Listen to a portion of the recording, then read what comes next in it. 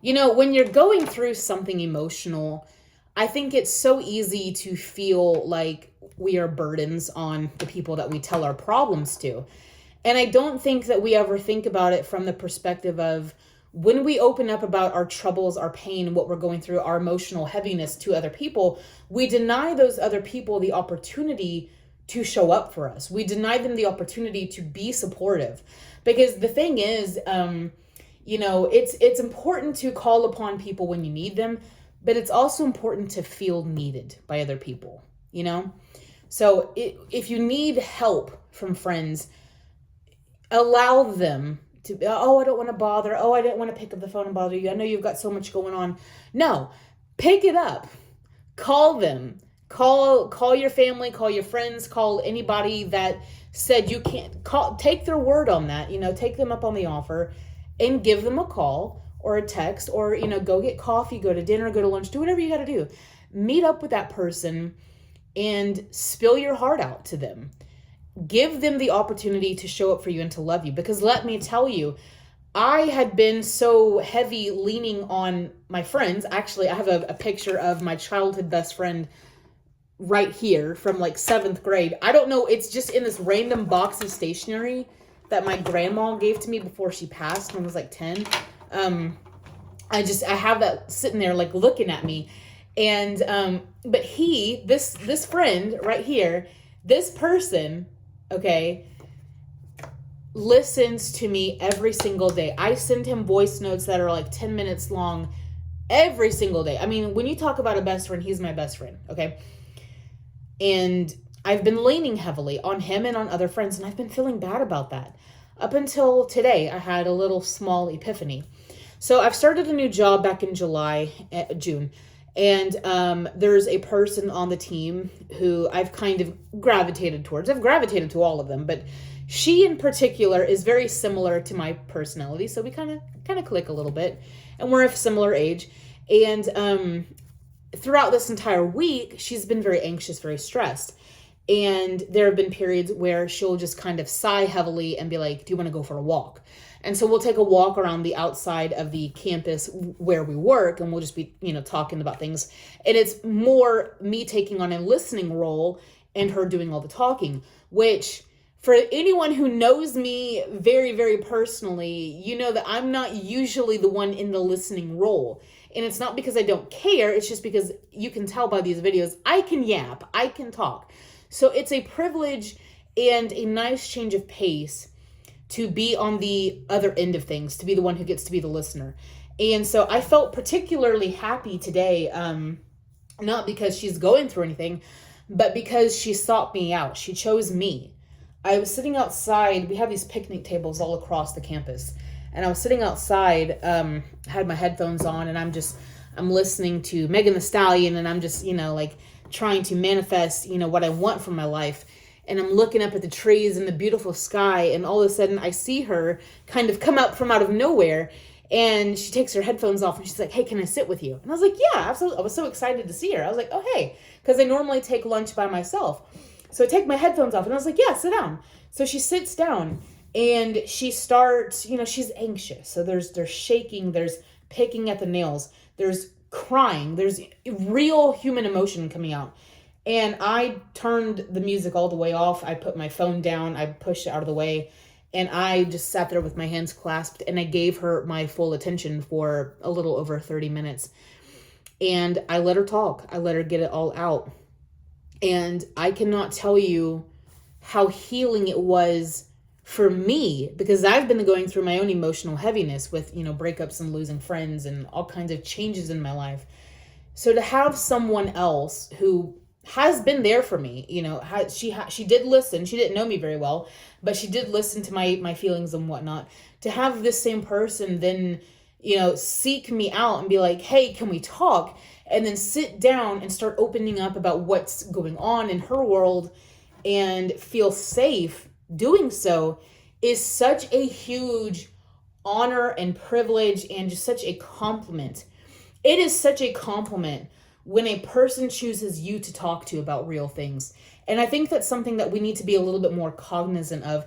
I think it can be so easy for us to get wrapped up in, oh my God, here they go again. Yeah, here they go again. Because sometimes you have to talk through things multiple times before you can figure out next steps, before you can figure out the solution or how you want to feel about it or what you should do about whatever it is. Sometimes you have to really rehash the rough draft with someone else being kind of your sounding board. I would know this because I do it to this guy every day, you know? And so letting her do that for the past couple of days and then her saying, you know what, I think I'm going to do this, this, and this. And what do you think about these solutions? And I answered honestly, and I tried to be very encouraging. And I could see the energetic shift as she kind of lightened up a little bit and seemed less heavy and burdened down by all of it. And there is something about taking what maybe you feel like you don't have it within you, you know, but taking that love that maybe you think you don't have and giving it to someone else, giving it away willingly on the risk and on the hope that maybe in some indirect way it will come back to you.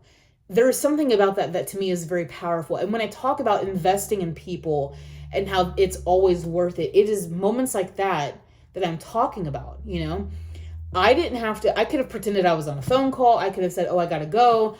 I made time for her, not just today, but in the past couple of days. You know, we've spent probably, you know, about an hour or so across all days talking about things. And I'm happy to do so. Not so that I can pat myself on the back, but because it's good for us to feel useful. It's good for us to feel needed. It's good for us to feel like we belong in our communities. And part of how you feel like you belong in your community is by giving to other people. If you feel disconnected and you feel burnt out and angry and all these negative emotions, it's probably because you're too in your own thoughts and in your own head. And you need to try to take maybe what you think you don't have and still choose willingly to pour into someone else and watch it, because I guarantee you it will come back to you indirectly. And it was something that was very resonating about seeing the lightness, you know, kind of as everything lifted off of her. There was something about that was very cathartic for me, even though the moment wasn't about me. Seeing that just my presence had a positive impact on someone else. I didn't tell her what to do.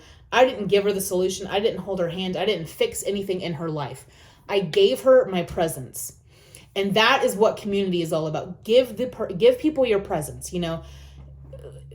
Be willing to be frustrated. Let them talk it out. Be willing to just hear it out for days, for weeks, for hours on end until they feel better. Why? It makes you feel needed. It makes them feel connected. Both of you are connected, okay? You're investing in that person's well-being, and they feel that. They feel that they are receiving the energy that you're giving them. And most people, most well-meaning people, and most people are well-meaning, in fact, most well-meaning people will appreciate what you've done just by giving your presence, and they will give it back to you whenever it's time. Me doing what I did today was me giving what she already gave me, because after, you know, I got some really horrible news, she was one of the first people at work that I kind of told about it.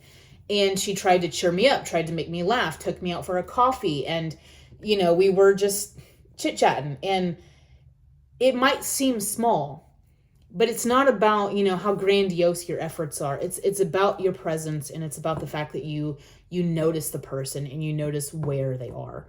I think if you can notice the people and you can notice where they are emotionally on the page, and you can validate that. Don't try to get them out of it. Don't try to cheer people up if they're not ready for that. But validate it. Make them feel like they're not crazy. Validate the reality that they are experiencing. I think when you can do that, you are really helping that person. You know what I mean? When a baby cries, a lot of the times the parents will mirror the appropriate emotion, right? So if a baby, you know, trips, if it's trying to walk and it scuffs up its knee or something, and it starts crying, mom will walk over and be like, oh, I'm so sorry, because it's pain. And she's responding to the baby crying out about the pain. It resonates. But sometimes little children will fall and they won't be bruised. They won't be injured. They just like to cry because they want the attention. And so a parent's response may be, oh, you're fine. And it's not because they don't care. They are trying to harmonize and get the child, to see the appropriate emotional response for that stimuli, for what happened. And that doesn't stop in infancy. That continues all throughout life. So when someone comes up to you and they're very upset and they're hurting and they're in pain, you don't want to sit there, and if it's a valid pain, if they're heartbroken, you don't want to sit there and be like, oh, you're fine. You want to harmonize with it. You want to validate that. You want to say, you know what, that is really hard what you're going through, right? And if it is something that maybe they are tripping about, then you can lightly kind of let them know, like, hey, like, fortunately, it's not as big of a deal as your anxiety and your brain are making it out to be in your mind. So that's good news. That's the importance about talking to people. But, if you are someone who you're depressed, you're going through it, you feel like a burden to everyone, hi, that's me all the time. Okay. That's me. And I am telling you, one of the best things you can do when you're feeling that way is to do the damn thing you're scared of.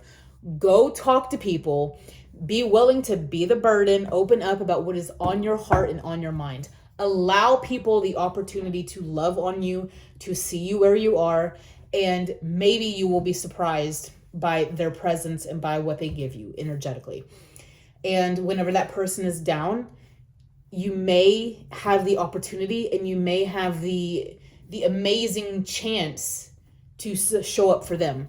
It is such a huge compliment when someone calls you up, messages you, or says, hey, can I come over and talk to you? That is one of the highest compliments I think we can give each other, is because what you're indirectly saying is, I trust you to hold this emotional truth with me in this vulnerable moment.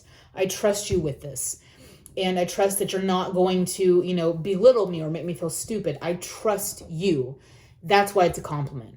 So if you're ever feeling a type of way, you shouldn't. There's nothing wrong with you. Our emotions are there for a reason. They tell us where we are on the page. If you are frustrated, tired, burnt out with a job or whatever, that is your emotional response saying, this is not right for us. We got to leave. If you are constantly frustrated and crying in a relationship, that is your body saying, this is not right for me. Our bodies will often know something way before we are willing to accept it.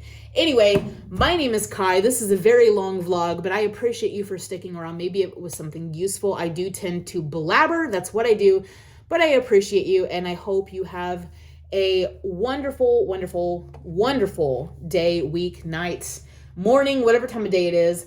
This is a little snail that I made out of clay. It's got a cute little happy face on it, and it stays on my desk.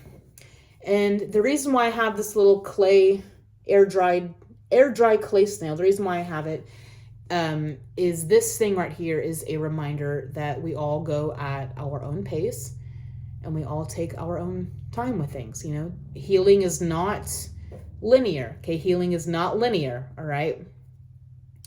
So I have my snail because I'm going at a snail's pace. I'm figuring out life, and we all are. So I love you. Thank you for being here. Hopefully this was useful. Leave me a comment to let me know your thoughts, and I'll talk to you later. Bye.